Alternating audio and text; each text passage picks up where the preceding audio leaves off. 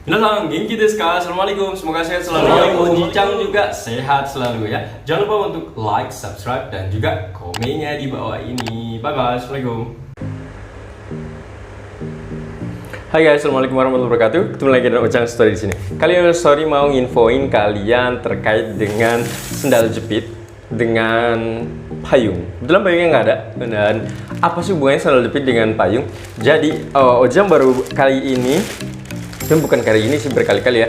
Dan semenjak di Indonesia itu selalu kehilangan sendal jepit ataupun sendal jepitnya ketuker. Dan sering sekali Oji-chan lakukan ataupun dapatkan itu ketika Oji-chan sholat Jumat. Mungkin kalian merasakan juga ya. Jadi Ojang beli sandal seperti ini ya, sandal jepit seperti ini. Harganya memang murah sih kalau di toko-toko terdekat, mungkin sekitar 10 sampai kurang dari 15.000. Nah, Ojang juga cek-cek juga di internet. Ternyata untuk di internet malah jauh lebih mahal terkadang ya. Ya tergantung juga sih, itu Ojang juga nyari di toko itu di Naga kalau nggak salah. Ini harganya selalu kayak gini. Ini harganya kurang lebih sekitar 18 atau 20-an, itu lebih mahal. Daripada mahal, Ojang pikir ya udah ya kayak di pasar-pasar terdekat saja, lebih baik seperti itu ya. Dan hubungannya apa dengan payung? Jadi Ojang punya pengalaman dulu pernah di Jepang, dan ketika di Jepang itu ada juga hal yang sering hilang di Jepang. Tapi bukan sandal. Jadi kalau di Jepang itu kehilangannya adalah payung.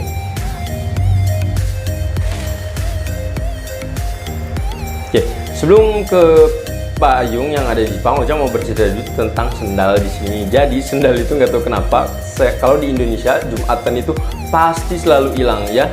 Makanya kalau misalnya ke Jumatan, kadang Oji-chan kan ada sandal-sandal yang kayak berat kayak gitu, lebih bagus sih malahan ya.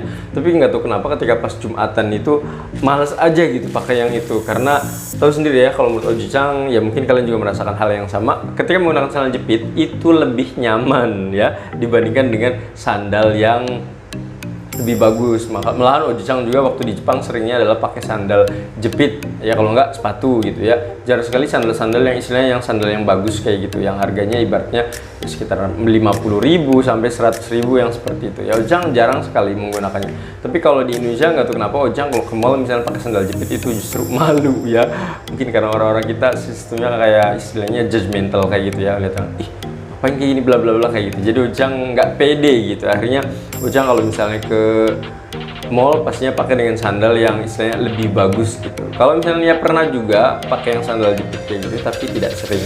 Nah, biasanya Ojang sering pakai sandal jepit ini ketika Oji-chan ya kayak jajan di luar ataupun ke toko-toko terdekat ataupun ya tempat yang terdekat saja lah gitu. Ojang pakai ini karena menurut Ojang ini nyaman sekali.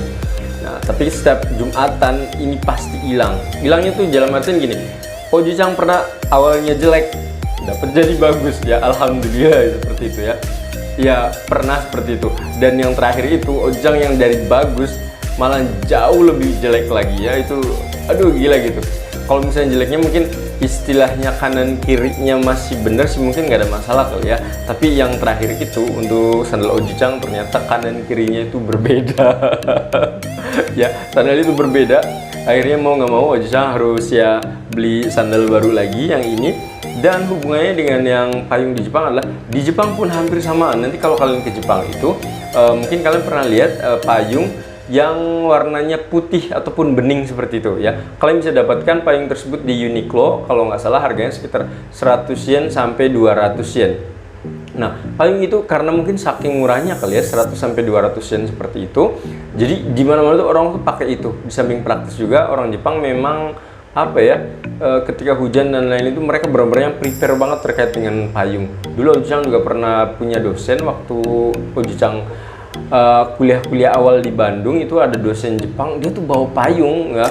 Terus juga ada Ustadz Oji-chan juga dulu waktu sekolah di Cirebon, itu ada juga dia tuh kemana-mana tuh pakai payung. Jadi payungnya tuh ya Oji-chan nggak tuh pasti ya, entahkah itu digunakan sebagai apa namanya, tetekan, apa bahasa Indonesia tetekan ya, yang buat menuntun kayak gitu ya, buat diri sendiri itu juga bisa kan, kuat gitu ya. Tapi pakainya payung gitu. Ojang yang wah gitu, waktu itu kaget aja gitu karena belum pernah lihat yang istilah yang nyentrik seperti itu ya.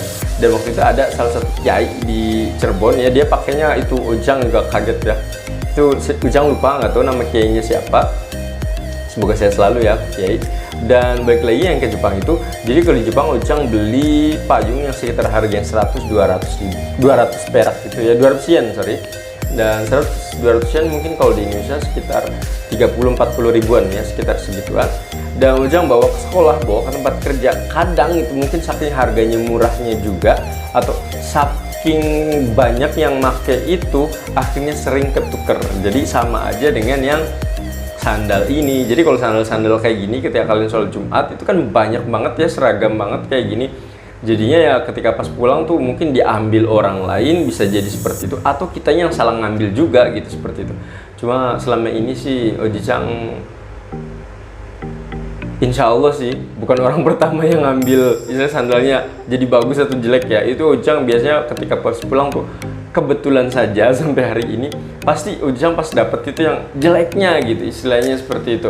Jadi pas Ujang istilahnya jadi orang terakhir yang melihat, oh ada sandal Ujang. Jadi Ujang kadang, berubah nggak sendalnya, paling seperti itu ya. Kalau dapat bagus sih alhamdulillah, kalau dapat jelek ya kadang ya sayang juga ya. Terus kita gimana kalau Jumat depannya misalnya dipakai lagi, terus kira-kira dapat yang bagus atau enggak ya. Kemarin Ujang nyobain lagi pas Jumatan kemarin, dan ternyata yang jelek tetap jelek akhirnya Ujang beli lagi yang ini karena sandalnya Ujang sering pakai untuk ke tempat luar juga gitu. Kalau misalnya keluar kan kadang kalau sandalnya